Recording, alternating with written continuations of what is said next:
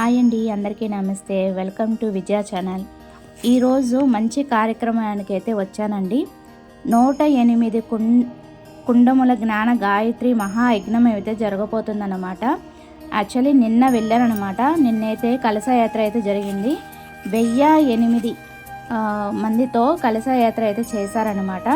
So ఆ clip అయితే తీయలేదు, కానీ ఈరోజు అయితే తప్పకుండా వీక్షేయండి. 17వ తారీఖు ఆగస్టు ఉదయం 8 గంటలకైతే ఇక్కడ మహాయజ్ఞం అయితే జరగబోతుందన్నమాట. ఫ్రీ ఎంట్రీ అనండి, ప్రతి ఒక్కళ్ళు కూడా ఆహ్వానమే. ప్రతి ఒక్కళ్ళు కూడా వచ్చి ఈ మహాయజ్ఞములో పాల్గొనొచ్చండి. తప్పకుండా విచ్చేయండి. ఫ్రీ ఎంట్రీ అనమాట. ప్రతి ఒక్కళ్ళు కూడా చాలా బాగుంటుంది ఈ మహాయజ్ఞము. అలాగే పూర్ణాహుతి తర్వాత అన్నప్రసాదం కూడా ఉంటుందండి. తప్పకుండా విచ్చేయండి. ప్రతి ఒక్కరికి కూడా ఆహ్వానమే. చాలా బాగుంటుంది ఈ కార్యక్రమము. నేను అడ్రస్ అంతా కూడా డిస్క్రిప్షన్లో పెడతానండి. తప్పకుండా విచ్చేయండి. ఈరోజు మాత్రమే నిన్న స్టార్ట్ అయింది. యాక్చువల్లీ నిన్న కలశయాత్ర అయితే స్టార్ట్ అయింది కదా. సో ఈరోజు మహాయజ్ఞం అయితే స్టార్ట్ అవుతుంది. మొత్తం అంతా కూడా వివరంగా వినిపిస్తాను గురువుగారి చేత. పేరమ్మ కుమార్ గారు మనకి అడ్వకేట్ అండి. ఆయన మనకి లాయర్ అనమాట. మొత్తం అంతా కూడా వివరిస్తారు, విందాము. జై గురుదేవ్. ఓం శ్రీ గాయత్రీదేవి నమః.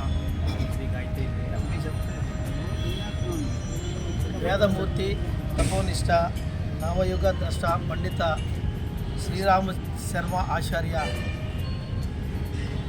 వందనీయ మాతాజీ భగవతీదేవి శర్మ గారు వారి సూక్ష్మ సమక్షంలో ఈరోజు విజయవాడలో పవిత్ర కృష్ణానదీ తీరమున సీతమ్మ వారి పాదాలు ఈ ప్రదేశంలో 108 జ్ఞాన యజ్ఞకుండాల యజ్ఞం నిర్వహించడం జరుగుతుంది. ఈ కార్యక్రమాన్ని శాంతికుందు హరిద్వార్ నుంచి ప్రధాన పీఠం నుంచి వచ్చిన ఆదేశంతో ఈ కార్యక్రమాన్ని నిర్వహించడం జరుగుతుంది. ఈ కార్యక్రమానికి నగరంలో ప్రజలందరూ కూడా దంపతి సమేతంగా సాంప్రదాయ దుస్తులతో వచ్చి ఈ కార్యక్రమంలో పాల్గొవాలి. ఈ విధంగా పాల్గొవాలని గత 15 రోజుల నుంచి కూడా విరివిగా అన్ని ప్రాంతాల్లో కూడా ఈ పాంప్లెట్ పంచిపెట్టడం జరిగింది.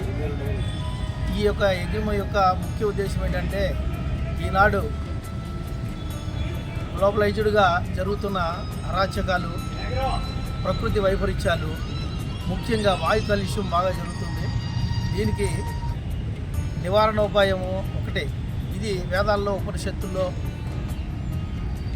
భగవద్గీతలో శ్రీకృష్ణ స్వామి మనకి ఉపదేశించారు. యజ్ఞాలు చేయడం వల్ల మేఘావృతం అవుతుందని, మేఘాల వల్ల వర్షం వస్తుందని, ఆ వర్షం వల్ల కొలిచి ఆహారంగా మనకు తయారయ్యి మన జీవనోపాధి నడుస్తుందని చెప్పారు. అలాగే వాయు కాలుష్యం, ఇప్పుడు మనం నవేడేస్లో నీళ్ళను కూడా కొనుక్కొని తాగాల్సిన పరిస్థితి వస్తుంది. రేపటి పరిస్థితిలో వాయువును కూడా కొనుక్కునే పరిస్థితి వస్తుందని కొంతమంది శాస్త్రజ్ఞులు చెబుతున్నారు. అలాంటివి కూడా జరగకుండా ఉండడం కోసం మనకి ఈ సాంప్రదాయమైన, సత్సాంప్రదాయమైన, సనాతనమైన ఈ ఋషి సాంప్రదాయమైన యజ్ఞాలని, యాగాలని కూడా చేయాలి అనేది గురూజీ గత 100 సంవత్సరాలుగా ఈ కార్యక్రమాలని దేశ విదేశాల్లో జరుగుతుంది. అయినప్పటికీ మనకి ఇక్కడ మన ఆంధ్రప్రదేశ్లో ఇలాగ 108 యజ్ఞకుండాలతోటి యజ్ఞం చేయడం అనేది గత 25 సంవత్సరాలుగా జరిగింది. మళ్ళా జరుగుతుంది. ఇప్పుడు ఈ సంవత్సరం ఈరోజు మనం చేసుకోవడం జరుగుతుంది. 16వ తారీఖు ఈరోజు శ్రీకృష్ణాష్టమి సందర్భంగా కలశయాత్ర 1008 కలశాలతోటి, మహిళలతోటి సాంప్రదాయంగా అందరూ, పిల్ల పాప అందరూ కూడా ఒక అరగంటలో ప్రారంభమవుతుంది. దుర్గాఘాట్ నుండి కెనాల్ రోడ్లో ఈ ఉత్సవం జరుగుతుంది, శోభాయాత్ర. తర్వాత ఇక్కడికి వచ్చిన తర్వాత 2200 దగ్గర దీపాలతోటి దీప యజ్ఞం జరుగుతుంది. ఈరోజు దీప యజ్ఞం వరకు జరుగుతుంది. రేపు ఉదయం 8 గంటల నుండి మధ్యాహ్నం 12 గంటల వరకు 108 హోమకుండీల జ్ఞాన మహాయజ్ఞం జరుగుతుంది. ఈ యజ్ఞంలో ఎవరైనా పాల్గొవచ్చు. కుల మత జాతి రహితంగా ఎవరైనా సరే ఈ హోమగుండాల్లో పాల్గొవచ్చు. అందరూ కూడా ఈ కార్యక్రమంలో ఉచితంగానే పాల్గొవచ్చు. ఈ హోమం చేయడం వల్ల మనోశాంతి, శారీరక ఆరోగ్యం కలగడమే కాకుండా విశ్వశాంతి కలగడానికి కూడా ఉపయోగపడుతుంది. ఇలాంటి మంచి కార్యక్రమానికి మాకు గురుదేవుల ఆదేశమైనప్పుడు ఈ కార్యక్రమాన్ని ఎలా చేద్దామని అనుకున్నప్పుడు మన విజయవాడలో వన్ టౌన్లో కావాల్సిన ప్రదేశం లేక ఈ ప్రదేశంలో ఇంతకుముందు జగన్నాథ స్వామి వారికి జరగడం వల్ల కనదుర్గ అమ్మవారి గుడి ఈవో గారిని, సేనా నాయక్ గారిని వెళ్ళి అడగడం, వారు వెంటనే ఇలాంటి మంచి కార్యక్రమానికి వెంటనే వారు అనుమతి ఇచ్చి మీరు రేపు రాబోయే దసరా ఉత్సవాలకి కూడా ఉపయోగపడే విధంగా ఈ భూమిని చక్కగా బాగు చేయండి అన్నారు. అది మహాభాగ్యంగా మా గాయత్రి పరివార్ ట్రస్ట్ తరఫున ఈ భూమిని అంతా కూడా గత వారం రోజుల నుంచి చదును చేయించడం, కంకర్ డస్ట్ పోసేసి ఒక 20 లారీలు డస్ట్ పోసేసి పూర్తిగా చేశాము. ఒక విధంగా మాకు ప్రకృతికి గురువు గారు పెట్టిన పరీక్ష అనిపించింది. 3 రోజుల క్రితం కుంభవృష్టిగా 5-6 గంటల వర్షం వచ్చింది. దాంతో చాలా మాలాంటి వాళ్ళకి కొంచెం ఆందోళన కలిగింది. కానీ గురుదేవులు మాత్రం మీ కార్యక్రమం బాగా జరుగుద్ది అని ఆదేశం ఇచ్చారు, ఆ సందేశం ఇచ్చారు, అనుగ్రహించారు. అదేవిధంగా ఆ గాయత్రి మాత అనుగ్రహంతో వాతావరణం అందరూ చూస్తూనే ఉన్నారు. రానా వద్దా అంటుంది కానీ రానని అంటుంది. ఇది అమ్మవారి అనుగ్రహం అని చెప్పేసి ఎంతోమంది చేస్తున్న ఈ మహాయజ్ఞంకి ప్రకృతి కూడా సహకరించిందని చెప్పేసి ఈ విధంగా ప్రకృతికి కూడా మేము వందనాలు తెలియజేస్తున్నాము. ఈ మహత్తర కార్యక్రమాన్ని ఇలాగే దేశ విదేశాల్లో జరుగుతుంది, ఇక్కడ కూడా చేయాలి. ఇంకా గురుదేవులు శాంతిగుంజిలో 100 సంవత్సరాల క్రితం 1926లో మొదలుపెట్టారు. ఇప్పటికీ రేపు వచ్చే 2026కి 1 సంవత్సరాలు అవుతుంది. అలాగే 1926లో ఒక అఖండ దీపాన్ని వెలిగించారు. ఆ దీపం ఇప్పుడు కూడా వెళ్ళి చూడవచ్చు. హరిద్వార్ శాంతిగుంజిలో అఖండ దీపాన్ని దర్శించుకోవడానికి వారులు తీరి ఉంటారు. లైన్ జరుగుతూనే ఉంటుంది. 24 అవర్స్ కూడా దర్శనం చేసుకోవచ్చు. ఆ అఖండ దీపం ఈరోజు కూడా వెలుగుతూనే ఉంది. అలాగే ఈ హోమగుండం కూడా గురువుగారు అక్కడ వెలిగించిన హోమగుండం ప్రతి నిత్యం హోమాలు జరుగుతూ ఉంటాయి. గాయత్రి హోమం, ఈ అఖండ గాయత్రి హోమాన్ని ఆయన 24 సంవత్సరాలు అఖండ దీక్షతోటి మనం తీసుకునే సాధారణ ఆహారం కాకుండా సాత్విక ఆహారం తీసుకొని ఒక గోవుకి ధాన్యం జొన్నలు పెట్టి ఆ విసర్జన చేసినప్పుడు ఆవు పేడలో మిగిలిన ఆ జొన్నలని మాత్రమే తిని ఒక గ్లాసు మజ్జిగ తాగి ఈ విధంగా కఠోర దీక్షతోటి 24 సంవత్సరాలు గాయత్రి జపం చేసి గాయత్రి అనుష్ఠానాన్ని పొంది ఆ గాయత్రి మంత్రం యొక్క విశిష్టతని ప్రజలందరికీ తెలియజేయాలని చెప్పేసి ఒక యూనివర్సిటీ కూడా వ్యవస్థాపన చేశారు. అలాగే 100 ఎకరాల్లో ఆశ్రమం ఉంది, గాయత్రి పరివార్. ఈ ఆశ్రమానికి ప్రపంచం మొత్తం కూడా అన్ని దేశాల నుంచి వస్తూ ఉంటారు. అందరికీ కూడా ఉచిత వసతి, ఉచిత భోజన సదుపాయము, అలాగే ఉచితంగా యజ్ఞం ఎలా చేయాలి, మంత్రం ఎలాగ జపించాలి అనే దాన్ని కూడా వాళ్ళు తెలియజేస్తారు, అందరికీ నేర్పిస్తారు. ఇది విశ్వవ్యాప్తం కావాలనేది గురూజీ యొక్క ఉద్దేశం. దానిలో భాగంగానే విజయవాడలో ఇక్కడ ఉన్న 2 కేంద్రాలు ఉన్నాయి. విజయవాడలో వన్ టౌన్లో బాయనదుర్గ ఆధ్యాత్మిక మందిరంలో ఒక కేంద్రం ఉంది. అలాగే గాంధీనగర్లో రామారావు వీధిలో ఒక కేంద్రం ఉంది. ఈ 2 కేంద్రాల యొక్క నేతృత్వంలో అందరి ఇళ్లలో కూడా జరుగుతూ ఉంటాయి. షోడశ సంస్కారాలను ఉంటాయి. ఈ షోడశ సంస్కారాలను కూడా గురుదేవులు ఉచితంగా చేయమని ఉపదేశించారు. ఆ విధంగా చేయడం జరుగుతుంది. అదేంటంటే గర్భం దాల్చిన కాడి నుంచి గర్భధారణ అయిన తర్వాత ఆమెకి శ్రీమంతం చేయడం, బిడ్డకి పేరు పెట్టేటప్పుడు ఆ పేరు పెట్టి నామకరణం చేయడం, విద్యాభ్యాసం చేయడం, అన్నప్రసన్న చేయడం, ఇలాగా 16 సంస్కారాలని చనిపోయే వరకు కూడా సంస్కారాలు ఒక వ్యక్తి చనిపోవడం కూడా ఒక మంచి సంస్కారంగానే గాయత్రి పరివారం ద్వారా ఆ సంస్కారాలు చేయడం జరిగింది. ఇవి అందరికీ కూడా ఉచితంగా చేయడం జరుగుతుంది.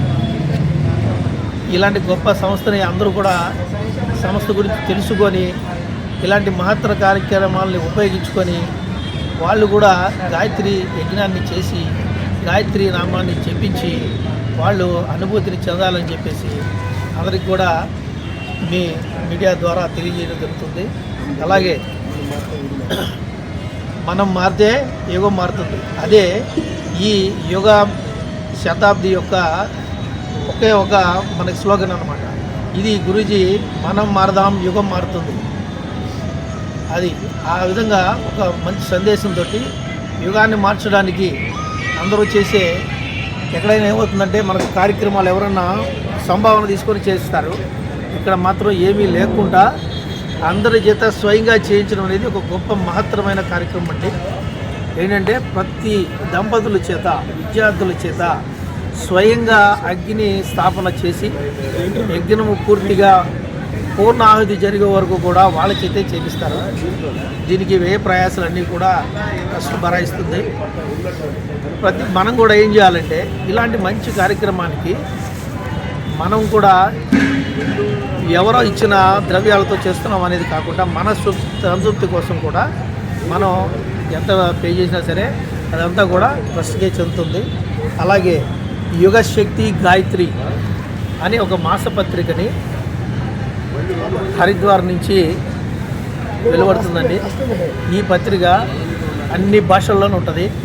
ఈ పత్రికలో ఒక్క అడ్వర్టైజ్మెంట్ ఉండదండి.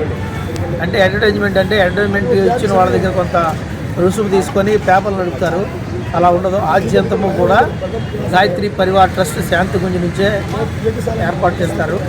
ఇది పండిత పామరులందరికీ కూడా అర్థమయ్యే సరళమైన భాషలో ఎవరి మాతృభాషల్లో వాటిల్లో తయారై ఉంటుంది.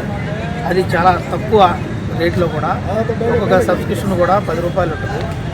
లైఫ్ మెంబర్షిప్ కూడా ఉంటుంది. ఇది అందరి ఇళ్లలో ఉండవలసిన అద్భుతమైన విశ్లేషణ. అంటే వేదాలు ఉపనిషత్తులు సారాంశాన్ని అందరూ సులువుగా అర్థం చేసుకునే విధంగా మంచి శీర్షికల్లో ఇవ్వడం జరుగుతుంది. ఇది అందరికీ కూడా ఇక్కడ మాత్రం ఈరోజు కార్యక్రమంలో ఉచితంగా ఇవ్వడం జరుగుతుంది. ఇది మ్యాగజైన్. ఈ మ్యాగజైన్లో కూడా అందరూ సబ్స్క్రిప్షన్ కడితే మనం ఎంతో మనకు తెలియక ఎంతో వెచ్చిస్తూ ఉంటాము. ఇది మాత్రం ఈ పత్రిక నడవడం కోసం మాత్రమే మనం కృషి చేయాలి. దీంట్లో అడ్వర్టైజ్మెంట్లు ఉండవు. దీంట్లో ఇది ఏదో వ్యాపార సంస్థ కాదు. ఇది జ్ఞానాన్ని అందరికీ అందించాలనే ఉద్దేశంతో ఇప్పుడు విజయవాడలో 1 టౌన్ రైల్వే స్టేషన్లో 1 టౌన్ ప్లాట్ఫామ్ మీద గాయత్రి బుక్ స్టాల్ అని చెప్పేసి ఉంది. దాంట్లో కూడా గురువుగారు రాసిన అనేక గ్రంథాలు 3000 గ్రంథాలు తయారు చేశారు. ఈ గ్రంథాలన్నీ కూడా అతి తక్కువ రేట్లో ఉంటాయి.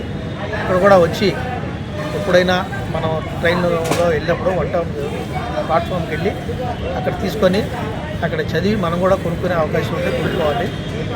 అలాగే ఈ విశ్వ గాయత్రి జ్ఞానయజ్ఞం, ఈ విశ్వ గాయత్రి శాంతిగుంజ్ నుంచి ఈ ట్రస్ట్ని ఏర్పాటు చేశారు. దీన్ని విశ్వవ్యాప్తం చేయాలని మేమందరం కూడా ఇప్పుడు జోగ్ సింగ్ గారు అని చెప్పేసి వీరు వ్యాపారం చేసుకుంటూ మిగతా సమయాన్ని పూర్తిగా కూడా కుటుంబం మొత్తం అందరూ కూడా తమ సమయాన్ని వెచ్చించి ఇలాంటి యజ్ఞాలని జరిపించడం కోసం ఇంటింటా జరిపించడం కోసం ప్రయత్నం చేస్తున్నారు. నేను వృత్తిరీత్యా న్యాయవాదిని.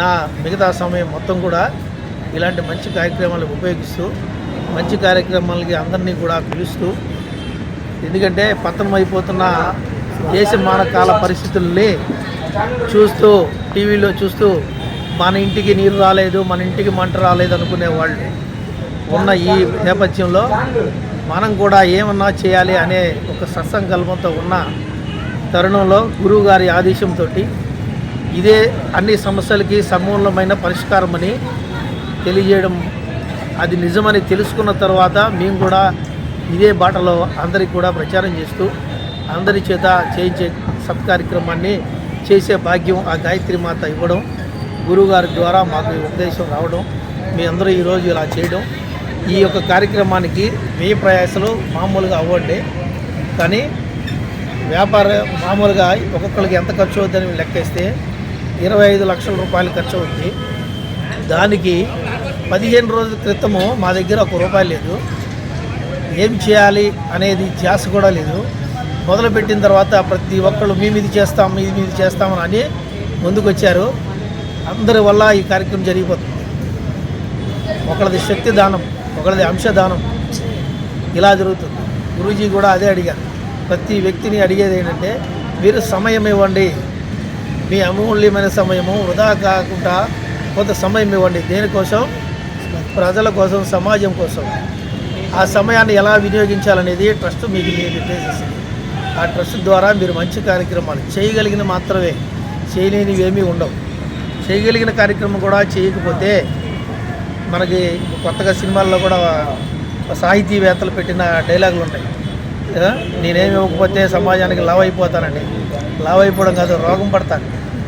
వాళ్ళ రోగం పోతుంది, ఇంకోళ్ళకి రోగం తీర్చిన పరిస్థితి ఏర్పడుతుంది.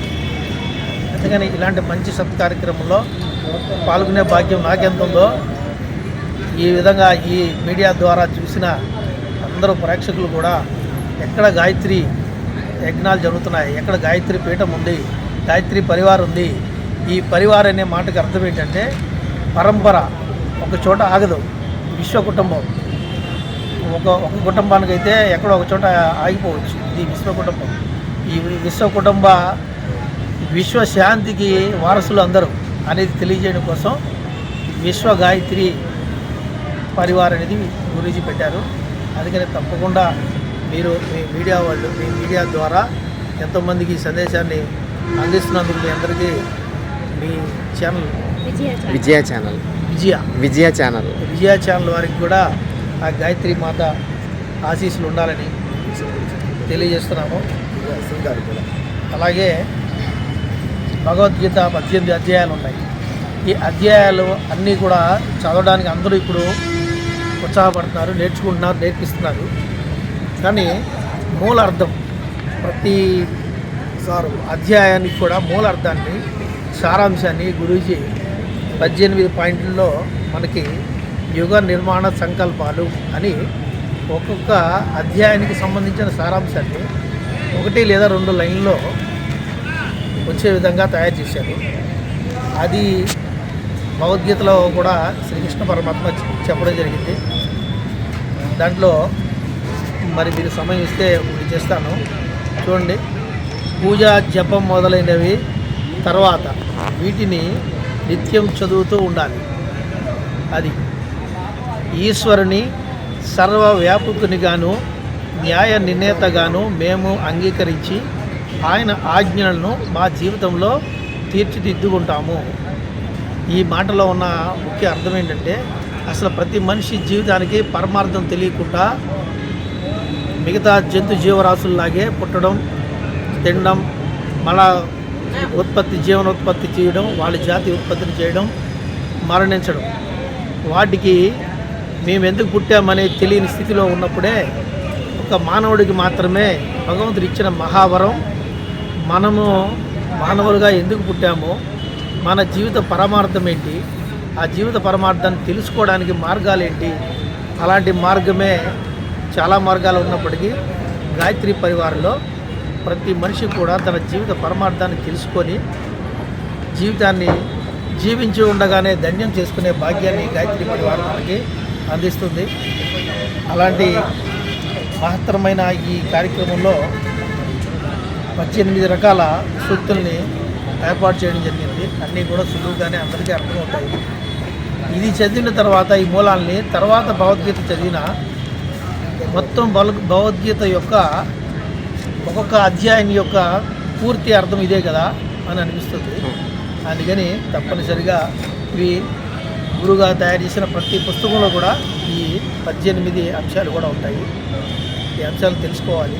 ఇది విశ్వవ్యాప్తం కావాలని ఇలాంటివి ఈ విషయాన్ని మీరు మీ ఛానల్ ద్వారా ఎంతోమంది తెలియజేస్తే వాళ్ళు కూడా ఇదవుతారు. ఇలాగే నాకులాగే ఇక్కడ విజయవాడలో ఏవిఎన్ఎస్ కుమార్ గారని వారు ఎక్కువగా మీకు తెలుస్తున్న ఒక వ్యాపారం చేసేవాళ్ళు.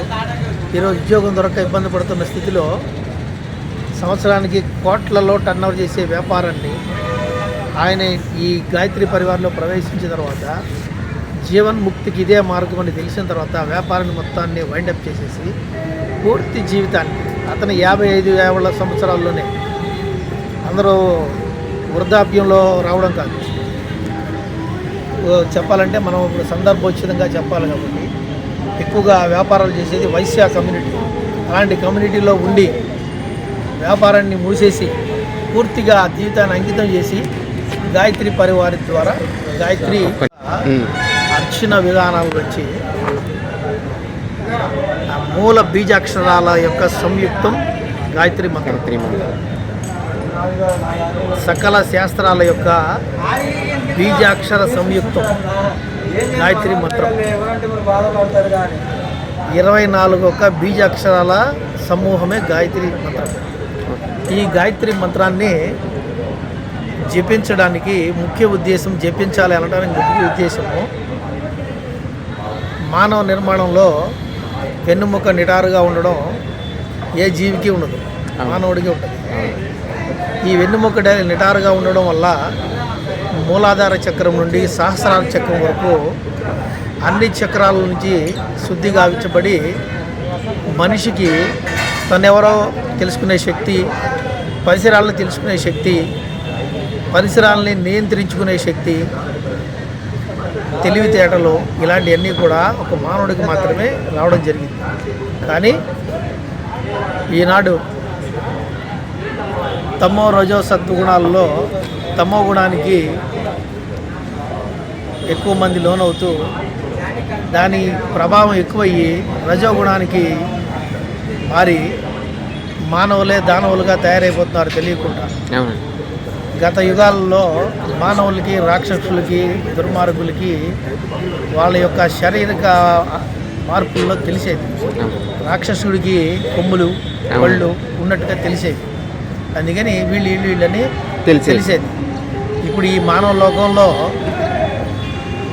తినవలసిన ఆహారం, సాత్విక ఆహారాన్ని తినకపోవడం వల్ల వాటి ప్రకోపంతో మానవుడిగా పుట్టిన దానవుడిగా తయారైపోతాడు. తమోగుణం, రజోగుణం. ఈ సత్వగుణాన్ని ఉపయోగించుకోలేక, సత్వగుణము యొక్క గొప్పదనాన్ని తెలుసుకోలేక సతమతమవుతూ ఈ రోజుల్లో కోర్టులో విజయవాడలో 24 కోర్టులు ఉంటే 24,000 పైచిలకు దావాలు పెండింగ్లో ఉండిపోయింది, కేసులు. దానికి కారణం ఏంటంటే అజ్ఞానం. మా గురువుగారు నాకు పండిత్ శ్రీరామ్ శర్మ ఆచార్య గురుదేవులు అయితే చెప్పాలంటే ఇంకా చాలా ఉందండి. నెక్స్ట్ అప్కమింగ్ వీడియోలో నేను క్లియర్గా అంతా కూడా వివరిస్తాను. ఇప్పుడైతే ఇక్కడ స్టార్ట్ అవుతుందన్నమాట, మొత్తం అంతా కూడా సిద్ధమైపోయింది. సో ఈరోజే స్టార్ట్ అవుతుంది, తప్పకుండా విచ్ చేయండి. ఫ్రీ ఎంట్రీ, చక్కగా ఏం తెచ్చుకోవసలేదు, అన్నీ వీలే ఇస్తారనమాట. మనకి కుదిరినంత ఏదైనా ఇస్తే ఇవ్వచ్చు, మ్యాండేటరీ కాదు. సో తప్పకుండా అందరూ విచ్ చేయండి, నేను కూడా వస్తున్నాను. అది ఇవాల్టి వీడియో. Thanks for watching. తప్పకుండా మీ ఫ్రెండ్స్ ఆర్ ఫ్యామిలీ మెంబర్స్కి షేర్ చేయండి. అది ఇవాల్టి video. Thanks for watching. Please like, share and subscribe. Bye friends. ఇంకొక మంచి వీడియోతో మళ్ళీ కలుద్దాం.